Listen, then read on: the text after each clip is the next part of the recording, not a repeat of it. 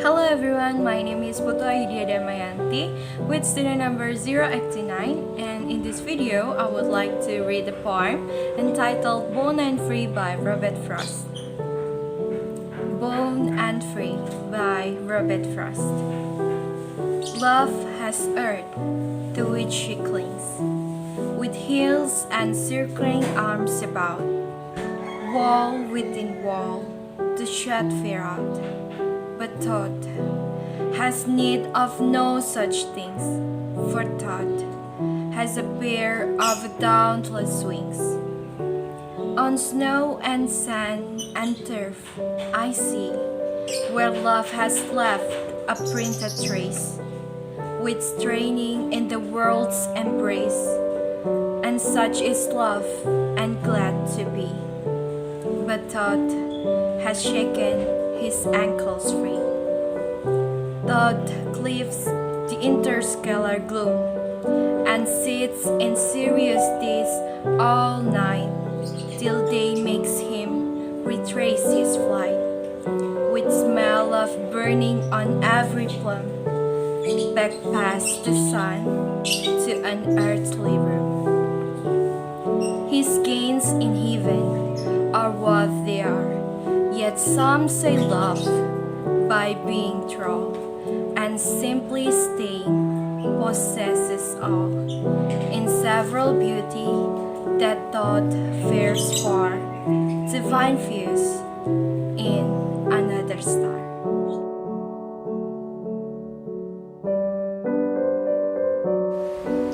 Hello everyone, my name is Putu Delita Tiswani Sanjaya with student number 88. And now I will explain what is the theme of this poem. The theme of the overall poem is the contrast between love and thought. This poem shows how love is bonded, and it describes love with words like cling, walls, and throw. The writer might see the tension and contrast in bond and free as the embodiment of the war between freedom and its limits. The writer describes love as something that is not free, whereas thought is being free. Now we move on to the next point. I will explain about what is the message in this poem.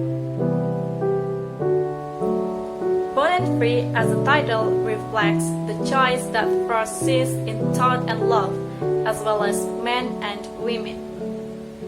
Both men and women have the option of whether or not they want to accept the bonds of love or prefer the freedom of thought instead. The message that the writer tries to convey is, as humans, we must use both and not choose whether to love and cling or prefer the freedom of thought, because if one were used over the other, one would fail, since they are both needed each other. And the writer emphasized the importance of emotion and tenderness in combination with rational thought.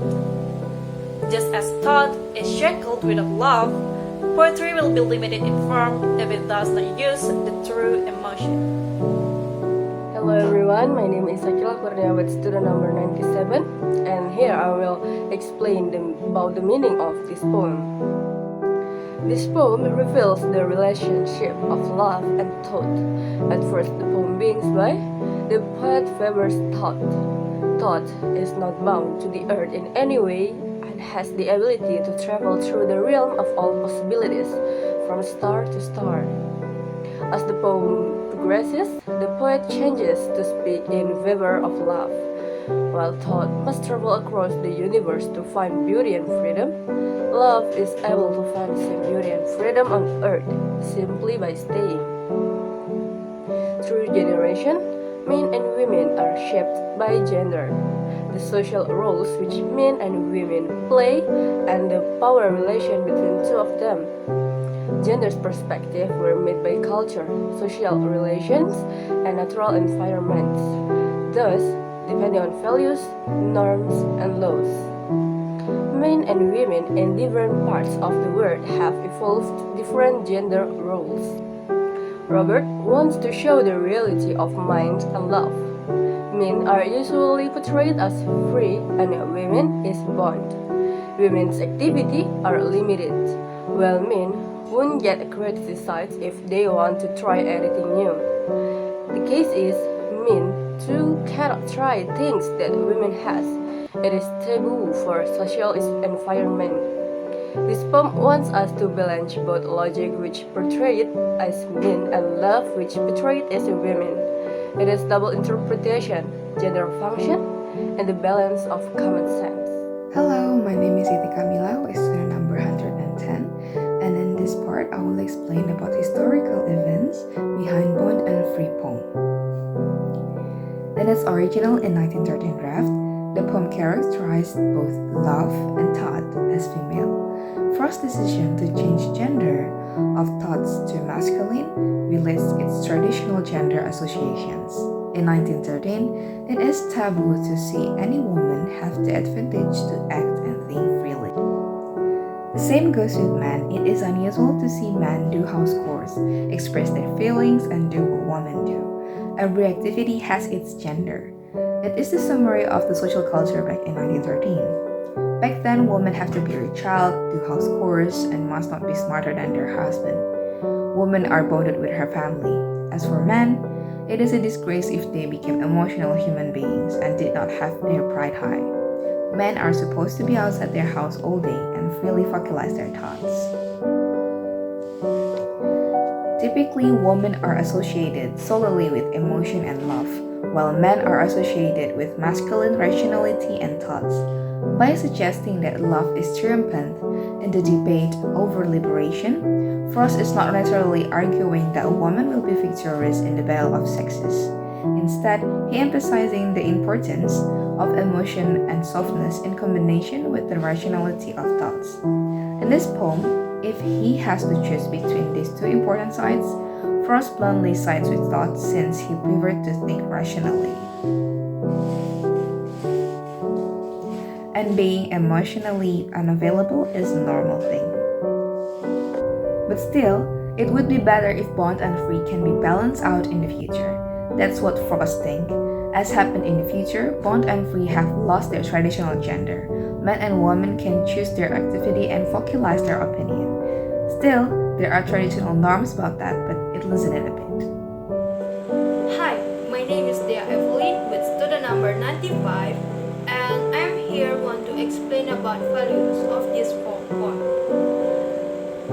I found the aesthetic value in the poem above. The aesthetic value itself means the beauty values inherent and contained in the poem. This value can be seen from the form of diction, rhyme, and style of language.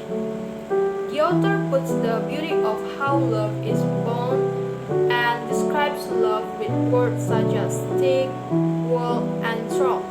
But the author also writes of tension and contrast in Bond and Free as a manifestation of the war between freedom and boundaries.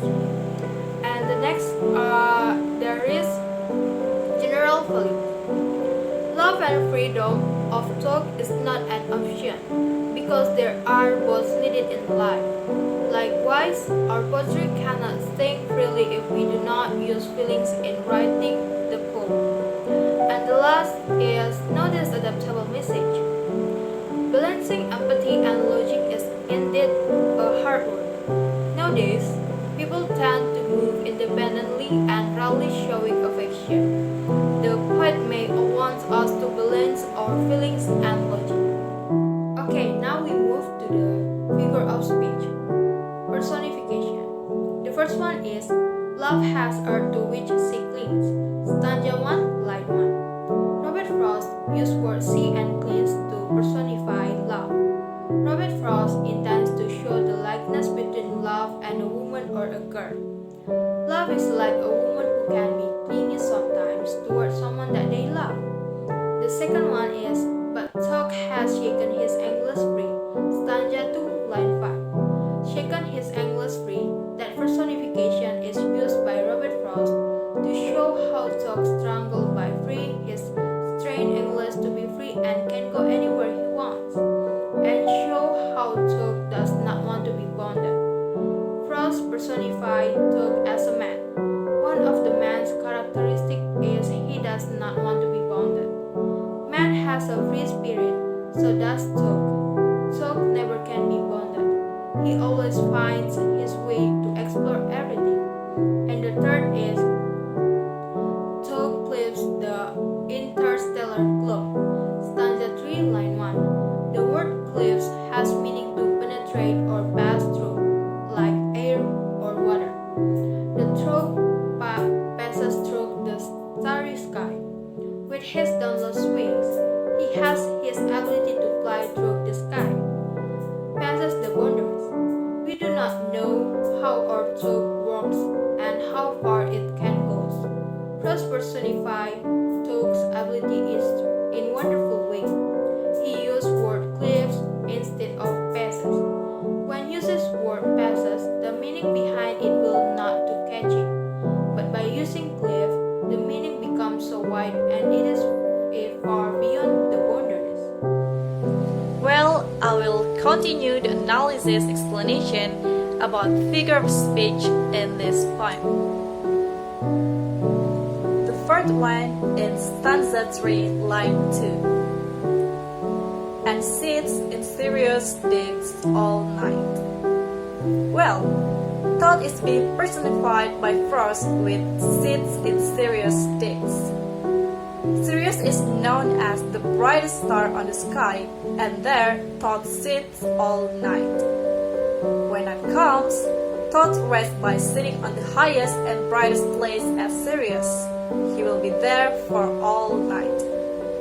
And the thought becomes a dream when the night comes. And in the last, in stanza 3, line 3. Till day makes him retrace his flight. Well, when the day comes, Thought will come back to his current position.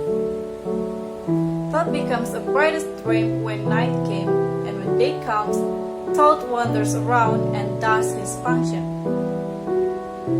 Thought is just the same as bird, people, and other living creature, because he will come back from his wandering to his home. Well, besides the personification, we also found there's alliteration in this poem. Now I will explain it. Alliteration is evident in stanza 1 with the repeated doubly sounds, such as wall within wall. And in the last stanza, Firms ends the poem with a repetition of words beginning with the F sounds, such as fierce, far, find, and fuse. The rhythm of the poem varies the line length from 7 till 9 syllables per line. Now we move to the next point, and in this point I would like to explain you about the stanza break in this poem. Some poetry forms and structures allow the poet to choose their own line and stanza length. The poem entitled Born and Free by Robert Frost consists of 20 lines, which are divided into 4 stanza with 5 lines in each stanza, which is also known as quintain. The reason why this poem is divided into 4 stanza is because each section deals with something different from the previous one, which causes them to split every 5 lines. For example, in stanza number 1 and stanza number 2. In stanza number 1, the author begins by referring to love, where love requires or depends on another person, and describe love as a prison. Furthermore, in the last 2 lines, the author described the mind as the opposite of love. However, in the next line, the writer no longer discusses about thought, but discusses about the love that has left their mark in the writer's life, which is also supported by the following lines. So we can conclude that stanza number 1 only consists of 5 lines because the 6th line has discussed different things. So, at this time, I will explain about the rhyme structure of this poem. Frost incorporates several other poetic elements into the poem Bound and Free, beginning with a rhyme scheme. Each stanza has an ABBAA rhyme scheme. All rhyme in this poem is an rhyme because of the rhyming of words at the end of the lines. Besides, and rhyme is used to make the stanza melodious. For example, in the first stanza, love has earth to which she clings, with hills and circling arms about, wall within walls to shut fear out. But thought has need of no such things, for thought has a pair of doubtless wings.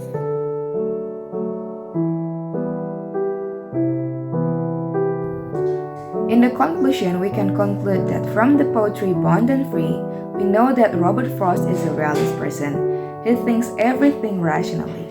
Frost also shows his interest towards thoughts and his confusion and doubt towards love. We can be free with our thoughts. We can imagine everything without any fear and being bounded. When the love, we can get our comfort and joys, as can be from people's experiences with love. Loves sometimes make people blind and they are being bounded by their feelings and heart, and they seldom to think rationally and hear about others' advices.